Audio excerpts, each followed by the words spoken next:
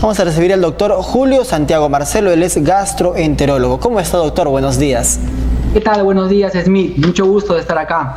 ¿Qué tal? Doctor, ¿todo bien? Claro que sí, por supuesto, y en esta mañana estoy seguro que muchas personas quieren informarse sobre esta enfermedad. Hay muchos dolores estomacales, muchas personas optan por lo más sencillo, acuden a una farmacia, una pastilla para el dolor. Sin embargo, podemos estar generando un problema mayor. En palabras sencillas, ¿qué es una pancreatitis, doctor? La pancreatitis aguda, que es lo que vamos a hablar el día de hoy, se refiere a una inflamación brusca de la glándula del páncreas, básicamente, y el problema está que esto puede generar consecuencias propiamente en el propio páncreas, desde algo muy leve hasta colecciones que son como por ejemplo bolsitas o algo así, y también necrosis, que es como muerte del páncreas en casos más severos. Incluso también puede producir problemas para respirar, problemas renales que se llaman complicaciones sistémicas, o sea, puede ser de algo muy leve hasta algo muy severo.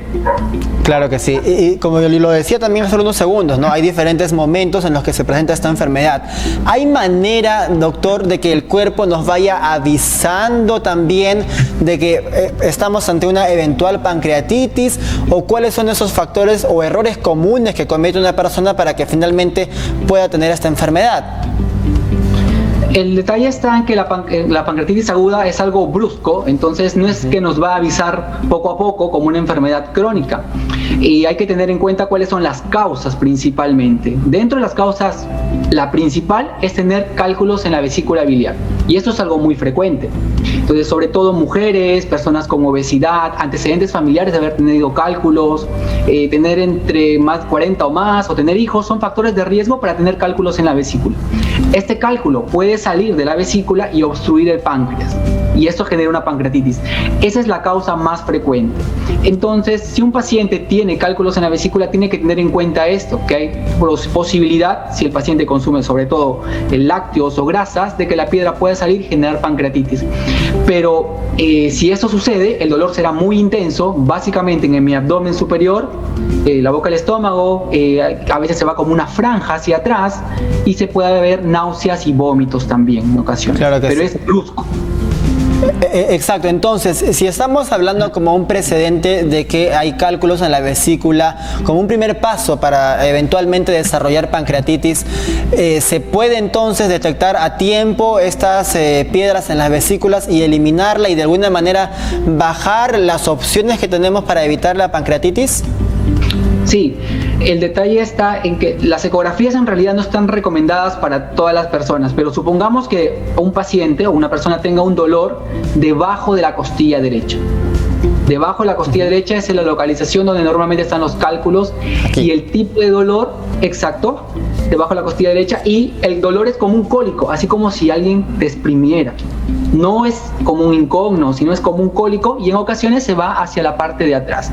Si un paciente tiene eso, sobre todo si está asociado a consumo de grasas, leche, yogur, queso, pues puede pensar que hay un problema de un cálculo en la vesícula. Entonces, lo ideal sería pues hacerse una ecografía y si hay un cálculo, pues dar tratamiento. El detalle está en que los cálculos en la vesícula, actualmente no hay ninguna pastilla o algo recomendado que se indique en las guías y que diga que esto sí tómalo porque va a desaparecer.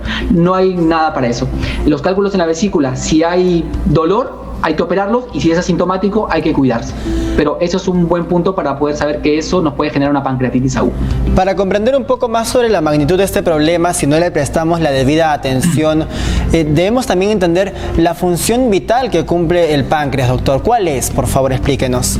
Lo que hace el páncreas básicamente tiene una función endocrina y exocrina. O sea, tiene una función endocrina en donde secreta insulina, glucagón, que lo que hace básicamente es mantener los niveles de glucosa normales en las personas. Si hay altas o bajas, pues ellos se encargarán de regular, y esto, si hay algún problema en esto, lo ve básicamente el endocrinólogo. Pero también existe una función exocrina, que son unos jugos que ayudan a la digestión, tanto de grasas, proteínas o carbohidratos, y eso es importante. Si hay una pancreatitis severa, que se daña el páncreas, pues se puede dañar esa función. ¿Cuáles son los síntomas principales de pancreatitis? Básicamente es un dolor muy intenso que el paciente no ha sentido antes, que es de la mitad, la boca del estómago puede ser, o el lado derecho, pero básicamente en la boca del estómago, se genera un dolor muy intenso y en ocasiones, solo en ocasiones, se irradia para atrás, como si uno tuviera una correa o un cinturón, se va hacia atrás. Se asocia náuseas, vómitos y en ocasiones sudoración. El paciente suda mucho, puede sentirse un poco por el dolor intenso y ahí se le hace el tratamiento en el hospital. Hay que recordar que esto siempre se maneja en el hospital, por favor. Si alguien tiene un dolor muy intenso, manejarlo en casa no es lo adecuado, porque en un momento les hablaré qué cosas se tiene que hacer para el tratamiento y bueno, y eso lo hacemos en el hospital. Claro que sí, doctor. Entonces, cabe muy poca posibilidad de que se pueda confundir con otra enfermedad y no optemos por lo más fácil, que es automedicarnos. Sí, es un poco más complicado porque el dolor es más intenso. Un dolor muy intenso también en la zona del abdomen superior, sobre todo en la boca del estómago, también puede ser por úlceras, pero normalmente estas úlceras presentan vómitos con sangre o heces negras. Claro, igual entonces hay que ir a la emergencia. Claro que sí, no hay clara diferencia entre la sintomatología de una enfermedad y otra. Muy bien, entonces recuerde que hay un fuerte dolor en la boca del estómago y hay que prestarle atención y acudir evidentemente a un especialista. Ya con el doctor al lado, ya nos ha dado el diagnóstico. ¿Cuál es el procedimiento entonces para un tratamiento idóneo, doctor? Lo que hacemos cuando llega un paciente y le hacemos el diagnóstico de pancreatitis, pedimos unas pruebas, una prueba de ecografía, a ver si hay cálculos porque el mena causa. Y después de eso, nosotros manejamos el dolor. La idea es manejar el dolor y dar hidratación. Una de las cosas importantes es la hidratación en los pacientes con pancreatitis aguda. Obviamente es endovenoso y vamos buscando objetivos porque hay que tener cuidado si el paciente, por ejemplo, tiene problemas cardíacos, problemas renales y hay que ir hidratándolo. Lo importante es hidratarlo bien durante las primeras 24 horas para evitar complicaciones. Ya que la mayoría de pancreatitis son leves, el 80% más o menos son leves, la mayoría. Y son pocas las que llegan a ser casos graves, pero la hidratación dentro de las primeras 24 horas ayuda un montón. Es decir, la hidratación ayuda a disminuir el dolor. Ayuda a disminuir, evitar que hayan complicaciones con el páncreas y que no haya, por ejemplo, muerte de una zona del páncreas u otras cosas parecidas. De llegar a ser una pancreatitis aguda o crónica, ¿cuál sería el procedimiento? Tal vez una ictericia, ¿qué corresponde en esos casos? Lo que pasa, la pancreatitis crónica es diferente, es algo que ya lo tiene por mayor tiempo. A veces un paciente que tiene pancreatitis aguda, ese cuadro se resuelve y la glándula queda, o sea, el páncreas queda normal, ya no pasa nada. Curado, pero existe, ¿no? Entre comillas. Sí, claro, curado, no queda normal. Pero si el paciente tiene cálculos y no se operó, por ejemplo, puede volver a hacer un nuevo episodio y después otro más y eso lo llamamos pancreatitis recurrente. Cuando hay pancreatitis recurrente, hay mayor riesgo de hacer después pancreatitis crónicas, sobre todo si el paciente consume alcohol, tabaco. Pero volviendo al punto de la pancreatitis aguda, en algunas ocasiones los pacientes pueden ponerse amarillos. Y esto es porque el páncreas se inflama y crece generando una compresión de la vía biliar y eso hace que la bilis quede ahí y nos quedemos amarillos. Y en algunas ocasiones esa bilis se puede infectar produciendo lo que se llama colangitis y en esas ocasiones, solo en esas ocasiones se puede hacer un procedimiento llamado CEPRE para poder sacar la piedra si escubiese o algo. Claro, esa sintomatología, doctor, que usted menciona de que la piel se pone amarilla, ¿se podría llegar a confundir con otra enfermedad como la hepatitis, por ejemplo? Sí, también, las hepatitis también uno se pone amarillo, pero el detalle está ver el contexto del paciente. Si el paciente llega porque tiene cálculos en la vesícula y dolor, pues lo que pienso es que ese color amarillo llamado ictericia es por eso y no tanto por una hepatitis, porque a veces las hepatitis pues solamente no dan síntomas o dan un dolor más leve. Claro que sí. ¿Bajo qué circunstancias se puede evaluar o tener como posibilidad la extracción del páncreas o no cabe esa posibilidad? No, lo que se puede hacer es cirugía sí cuando hemos agotado todos los medios. Si un paciente tiene pancreatitis aguda y está en este porcentaje de menos del 20% de que hacen severas o cuadros muy graves, el páncreas puede necrosarse. Es como que se quema, entre comillas, se quema y no funciona esa parte y a veces se infecta también. Y cuando hay este tipo de cosas, lo que intentamos es limpiar eso con endoscopías o hacer algún drenaje. Si nada de eso funciona, tendremos que hacer la cirugía, o cuando hay mucha presión dentro. Pero no sacamos el páncreas, o los cirujanos son los que hacen, no sacan el páncreas, sino lo que se hace es quitar solamente la zona que ya no sirve, por así decirlo. ¿Y esta zona se vuelve a recuperar o ya no? No, ya no se vuelve a recuperar. Okay. La cirugía no es una de las primeras opciones, es la última opción que tenemos en tema de páncreas. Primero agotamos todo lo anterior. Felizmente no es tan frecuente llegar a esa situación. Qué bueno, doctor. Y entonces, ¿en qué circunstancias se llega a necrosar también el páncreas? ¿Qué ocurre para que vayamos al hospital y estemos en esa situación tan grave? Como le menciono, el 20% o poco menos del 20% puede llegar a esas situaciones, y hay algunos factores que cuando uno vemos en las pruebas nos pueden decir que está mal, ¿no? Por ejemplo, si hay la edad avanzada, si hay leucocitos altos, también nos pueden ayudar. Si el paciente a veces tiene derrames pleurales, o sea, si tiene un poco de líquido en el pulmón, si él tiene falla renal, los riñones comienzan a funcionar mal. Todas esas cosas nos pueden hacer pensar que el paciente puede ir mal. La obesidad también. Se ha visto que los pacientes con obesidad pueden hacer problemas más graves en la pancreatitis. También juega un rol importante. Nos preguntan desde interno y desde las redes sociales, que la gente también está siempre activa. Nos escriben y nos dicen si es que este problema de pancreatitis puede generar en la medida de lo posible un cáncer, ¿no? Si este problema se extiende o, como usted lo decía, ¿no?, si se convierte de manera regular. No llega al cáncer, o sea, es porque es una inflamación aguda, que la pancreatitis aguda es solo una inflamación que ya desaparece, y no hay que llegar al cáncer. Si se vuelve recurrente, pues puede llegar a pancreatitis crónica, sí, pero no es el camino para el cáncer. E incluso desde la pancreatitis crónica se puede recuperar, hay varias salidas. Ahí hay que usar enzimas, manejar el dolor.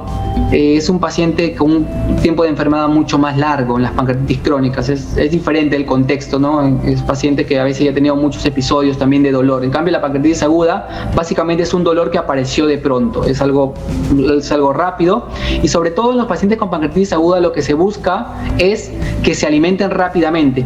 Antes había este tema de se hospitalizaba el paciente 7 días sin comer, porque había el pensamiento antes de que uno podría hacer descansar al páncreas, porque si uno come lo va a hacer trabajar y está inflamado, y el razonamiento está bien, pero con los estudios se ha visto que hay que hacer más bien todo lo contrario. Hay que darle la alimentación lo más pronto posible. Por eso, cuando llega el paciente, calmamos el dolor, lo hidratamos y después le comenzamos a dar el alimento lo más pronto posible, porque si no comen pronto, sobre todo más de 5 días, hay más riesgo de que hayan infecciones. Claro que sí. Nos se siguen escribiendo en las redes sociales y nos preguntan también. Bueno, un usuario de la red social nos dice que tiene un familiar que tiene pancreatitis, pero que a su vez tiene problemas renales. ¿Hay alguna complicación mayor aquí, doctor? Sí. Está en el propio proceso de la pancreatitis, pues sí puede complicarse con problemas renales, porque la propia pancreatitis puede dar problemas renales, porque hay una inflamación en todo el cuerpo. Y hay que tener cuidado en ese caso con la hidratación también, porque también puede generar problemas mayores si es que tienes un problema renal. Pero si ya pasó el cuadro, pues no es que va a quedar una secuela para el problema renal. Lo que sí, la recomendación es ver si esto fue por cálculos, que es lo más frecuente. Todo paciente debería salir con una cirugía de la vesícula llamada colecistectomía. Claro que sí. Porque si no, va a haber más riesgo de hacer pancreatitis más adelante. Claro que sí. Y entonces, ¿qué síntomas se podrían apreciar si es que hay una complicación en las vías renales? Bueno, en ese caso, pues el paciente, vemos las pruebas de creatinina que pueden salir elevadas, el paciente comienza a tener urea elevada, pero eso lo vamos viendo durante el proceso del internamiento, y si hay algo de eso, pues lo manejan ya en unidad de cuidados intermedios o a veces la UCI. Claro. Por eso hay que ir modulando. Siempre que le vamos poniendo líquido, se va viendo cuánto tiene de creatinina, cuánto tiene de urea, y esas pruebas que las hacemos propiamente en el hospital. Muy bien. Doctor, también aquí siempre apostamos por la prevención, ¿no? ¿Cuáles son los errores comunes que cometen las personas y que a la larga vamos a tener problemas de pancreatitis, ¿no? ¿Cuál es la recomendación básica? ¿Qué debemos evitar para estar bien de salud? Acá hay que tener en cuenta las causas principales, las tres principales de pancreatitis. Entonces, si ya sabemos las tres, hoy te voy a mencionar cuáles son, que tenemos que evitar tener eso. Uno es los cálculos que le mencioné. Sí, no bajar de peso, no tener obesidad, no comer comida chatarra, muchos dulces, cosas que nos puedan condicionar a que el paciente pueda tener cálculos. Y si tenemos cálculos en la vesícula y hay síntomas, pues operarse. Y si no hay síntomas, evitar lácteos y grasas. Eso sería la parte preventiva de un lado. La otra causa menos frecuente de pancreatitis es el consumo de alcohol. El consumo de alcohol, pero no es que solamente toma un día, es el consumo de alcohol prolongado. Es otra causa. Entonces, la siguiente recomendación sería que el paciente no tome alcohol, porque no solamente puede dar problemas de pancreatitis, sino también factor de riesgo para cáncer de estómago, cáncer de páncreas, entre otros. Y la tercera recomendación sería los triglicéridos. Existen pancreatitis por triglicéridos altos, por lo cual hay que tener cuidado con eso.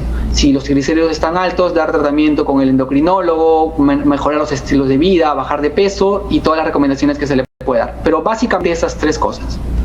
Muy bien. Doctor, tenemos una llamada. Por supuesto, nuestros televidentes están atentos a sus recomendaciones. Vamos a escuchar cuál es la consulta que tienen que hacerle. Aló, buenos días. ¿Cuál es su nombre, por favor, y de dónde nos llama? Aló, buenos días, doctor. Yo soy Julia Blasco. Señora Julia, la escuchamos. ¿Cuál es su consulta? Mire, doctor, yo estoy con gastritis crónico, pero ahora último, ya casi un mes se va a cumplir que estoy tomando antiácidos y para el colon inflamable, pero ahora último que ya estoy sintiendo otra vuelta en la boca del estómago que me duele, pero la parte del brazo derecho abajo también me siento como un dolor, así como que fuera una herida, y se me va por ratos, es como que como hacia la espalda de la lumbalgia arriba, se me va, es como que lo estuvieran presionando. Muy bien. Doctor, lo escuchamos. Y sigo con el dolor del estómago, ni con ese tratamiento que me han dado, porque yo tengo seguro en el hospital de policía, pero yo ya tengo 70 años y no puedo acercarme por esta pandemia. Bueno, escuchamos, doctor. Bueno, Julia, dentro de las recomendaciones que se podría dar es pensar que haya algún cálculo, una ecografía abdominal podría ayudar para descartar que no hay un problema de cálculos, y si es que no hay, el término se llama dispepsia, y la dispepsia es todo dolor que hay de la mitad del abdomen hacia arriba y que tiene ardor, quemazón, a veces se asocia con un poco de reflujo, sensación de abalonamiento, y la recomendación es una endoscopía mayores de 40 años cada 5 años. Entonces una opción es que te hagas la ecografía, y si no hay cálculos, pensar también en una endoscopía en algún momento, y si es que no se puede hacer nada de eso todavía, mejorar los hábitos de alimentación, manejar el estrés pueden ayudar también. Claro que sí. De hecho que el estrés también influye bastante en pacientes con gastritis, doctor. Básicamente la alimentación para Julia, ¿cuál debería ser, por favor? Hay que ver el diagnóstico, porque si fuese un cálculo, pues le diríamos no lácteos, no grasas. Si es un problema de dispepsia, pues se debe evitar leche, yogur, queso, pera, uva, manzana. Si hay mucho gas, hay que evitar menestras, gaseosas, condimentos, comidas, menta, chocolates, que pueden generar molestias a los pacientes. Y esto suspenderlo más o menos un mes o un mes y medio para ver cómo le va después, y después puede volver a probarlos otra vez. Obviamente eso asociado a alguna pastilla también. Muy bien, claro que sí. No, hay mucha posibilidad, doctor, de confundir la gastritis con el pancreatitis. No, la gastritis suele ser un dolor quema, fuego. Uno siente una candela y el paciente lo ha sentido varias veces. O sea, ya sabe que ese dolor es porque comió algo, hizo algún desarreglo y le quema, se siente a veces lleno, siente náuseas también. Pero la pancreatitis aguda, el dolor es más intenso, es como una marea más intensa que te viene el dolor, que llévame al hospital, porque el dolor es más intenso. Muy bien. Nos siguen preguntando en las redes sociales, doctor, y Gianmarco nos pregunta, ¿la atorvastatina produce pancreatitis aguda? ¿Es cierto esto, doctor? Hay varios fármacos, incluso hay un estudio que dice como 120 fármacos, y cada uno de estos podría generar, no es tan frecuente, pero sí, puede producir también, puede producir atorvastatina. O sea, hay varios fármacos, como 120 son, algunos más frecuentes que otros, o sea, teoprina también. pero sí podría producir. Muy bien, nos siguen escribiendo en las redes, la gente está muy atenta, por supuesto, y Rosita nos pregunta: me dio una pancreatitis aguda y me recetaron ursobilane, me operaron de vesícula y me dijeron que no lo tome más después de una comida, que vendría bien tomarlo, más o menos así. ¿Qué podríamos decirle a Rosita? Asumo que es ácido ursodesoxicólico. A veces lo han dado se ha intentado usar para que se disuelvan los cálculos. Hay algunos estudios que dicen que podría hacerlo, no hay ninguna recomendación firme para eso, pero si ya le sacaron la vesícula, le han extirpado, pues yo creo que, salvo que tenga algo que se llama colangitis biliar primaria, pues debería seguir tomándolo, ¿no? Pero eso es lo que entiendo más o menos de la pregunta que he hecho. Claro que sí. Otro cibernauta también nos pregunta que le han hecho un diagnóstico de páncreas algo arrosariado, aumento en el conducto pancreático también de 3.2 milímetros y presenta dolores. Además le mandaron una endoscopía, pero que prefiere optar por otro tratamiento que no requiera una endoscopía. ¿El páncreas arrosariado, dice? Sí. Bueno, la idea sería entonces ver mejor esa situación. Hay que ver qué le han puesto como conclusión, porque en otro caso hay que hacer endoscopía de todas maneras para mirar, pero también una resonancia podría ayudar, ¿no? Pero hay que ver el contexto del paciente. Es difícil dar una recomendación con un dato. Claro que sí. Es difícil. Claro que sí, ¿no? Igual le pedimos al público ser un poco más específicos, o en todo caso también están nuestros números telefónicos que nos pueden llamar en estos momentos si tienen más dudas, por supuesto.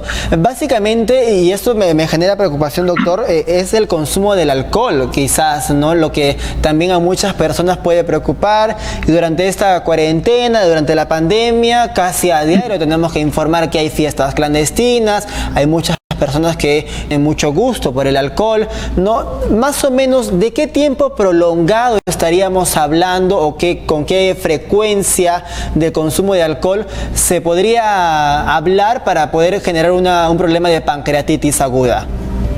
Normalmente 5 años es un promedio que pueden utilizar, 5 años de consumo frecuente, y puede condicionar a problemas de pancreatitis aguda. No es lo más frecuente, porque uno podría pensar, no tomo mucho alcohol ahora y ya me da pancreatitis. No, es más bien por el consumo. Ahora, por el hecho de consumir 5 años, puedes tener un episodio de pancreatitis aguda, sí puedes tener, pero también, como le digo, hay otros factores de riesgo como el cáncer de estómago, el propio cáncer de páncreas, hepatitis alcohólica, cirrosis hepática, o sea, hay muchas cosas. Y sobre todo que el alcohol nunca te permite sacar lo mejor de ti, siempre te limita. O sea, de vez en cuando puedes tomar a veces, pero si lo haces muy frecuentemente, probablemente sea la limitante en la vida. ¿Y con esta frecuencia nos referimos a una vez a la semana, una vez al mes durante 5 años? Puede ser, no precisan exactamente, okay, pero en esto podríamos saber, normalmente el consumo peligroso para un paciente es que consuma más de 30 gramos por día, más de 30 gramos, o sea, por ejemplo, que consuma 2 vasos de whisky, más o menos, ¿no? Eso puede condicionar a que tengas mayor riesgo. Pero la gente cuando toma, normalmente toma mucho más. Claro que sí, sí, pues no, ese es el problema, no, uno no va solamente por una botellita, se va por la caja, ese es el problema. Claro, no van. Sí. Bueno, ya tengo mis 30 gramos, ya me voy, ya nos vemos, ya no pues, sigue igual, 1, 2, 3 hasta que se complete. Exacto. Tenemos otra llamada, doctor, vamos a escuchar por favor cuál es su nombre y cuál es su consulta, lo escuchamos. Buenos días. Mi nombre es Mari. Quería consultarle. Yo sufro de gastritis crónica, pero hace más o menos 2 semanas no como grasas, trato de comer sano, pero me da mucho dolor de cabeza y me da náuseas. No sé si es por el estrés, porque como a las 2 horas me da ganas de arrojar. Doctor, lo escuchamos. Estoy más tranquila. Ajá. Tal vez también, Mari, hay algún problema de gases, de indigestión. A veces esto se asocia con problemas de dispepsia, también se llama en general esto de las náuseas, del dolor, del ardor. Tiene que ver con hábitos de alimentación muchas veces. Lo más frecuente es que las personas coman rápido. El comer rápido hace que la comida llegue muy entera al estómago. El estómago obviamente no tiene dientes, así que tiene que trabajar más de lo debido y esto genera pues problemas en el sistema digestivo, gases, hinchazón, náuseas, y a veces cuando uno elimina un poquito se siente más aliviado. Pero de todas maneras la edad es importante. Esas molestias, si tienes más de 40, una endoscopía; si tienes menos de 40, tratamiento con el médico para que puedan evaluarte y saber exactamente tus síntomas y darte la pastilla más adecuada. Claro que sí, doctor. Antes de cerrar este tema, me gustaría también consultarle sobre los niños, ¿no? Hay niños que comen demasiado rápido. No vamos a hablar de los niños que no les gusta comer o que comen muy lento, sino hay niños que sí, en verdad, comen muy rápido. ¿Había algún problema por ahí? Sabemos que son menores, pero a la larga se puede generar un problema. Los problemas que se generan básicamente son en ese momento. Cuando uno come rápido, tanto en niños o en adultos, es en ese momento. Entonces genera gases, hinchazón, pesadez. La recomendación es cuando atiendo a un paciente y me dice esto, que come rápido, le digo que coma despacio y me dice, doctor, pero eso es un poco difícil, pero le recomiendo que usen cuchillo y tenedor. Okay. Que corten la comida, nada de celular, nada de televisión, 20 minutos dedicarse a comer, oler la comida, saborear la comida, soltar los cubiertos, volver a comer. Eso puede ayudar a que coman un poquito más despacio. Muy bien, muchísimas gracias, doctor, por todos esos consejos. También agradecemos al público que se ha comunicado con nosotros. ¿Cómo lo pueden ubicar en las redes sociales? En las redes sociales me pueden ubicar como Dr. Julio Santiago Marcelo, _gastroenterólogo en Facebook, y en Instagram @Dr. Julio Santiago Marcelo. Por supuesto. Muy bien, muchísimas gracias, doctor. A ti, muchas gracias, nos vemos. Chao, Smith.